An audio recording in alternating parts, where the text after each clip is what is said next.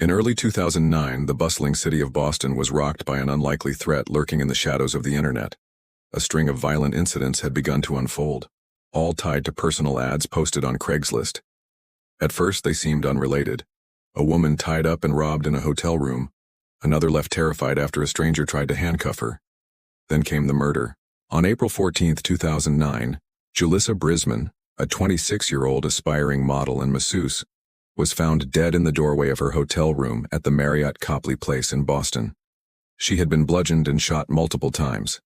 The security footage showed her meeting a clean-cut, well-dressed man, who was seen entering the hotel room shortly before the murder and leaving moments later. The city went into panic mode.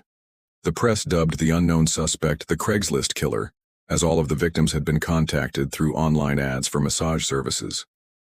It was clear he was targeting women using the site, luring them in with promises of business only to rob or harm them. The case took a dramatic turn just days later. Investigators had traced electronic communications to an IP address that led to a surprising suspect, Philip Markoff, a 23-year-old medical student at Boston University. Handsome, intelligent, and engaged to be married, Markoff didn't fit the stereotype of a violent killer.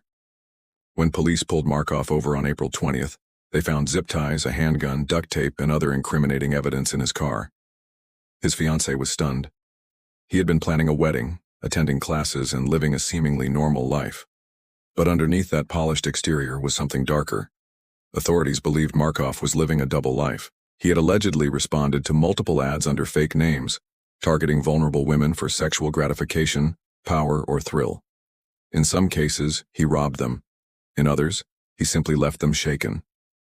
His obsession with domination and control was emerging piece by piece as investigators uncovered his online activities and private habits. Despite his arrest, Markoff maintained his innocence. He was charged with murder, kidnapping, and armed robbery. The case was set to be a media spectacle, but it never reached trial. On August 15, 2010, Philip Markoff was found dead in his jail cell at the Nashua Street Jail in Boston. He had committed suicide by slashing major arteries with a sharpened pen and suffocating himself with a plastic bag.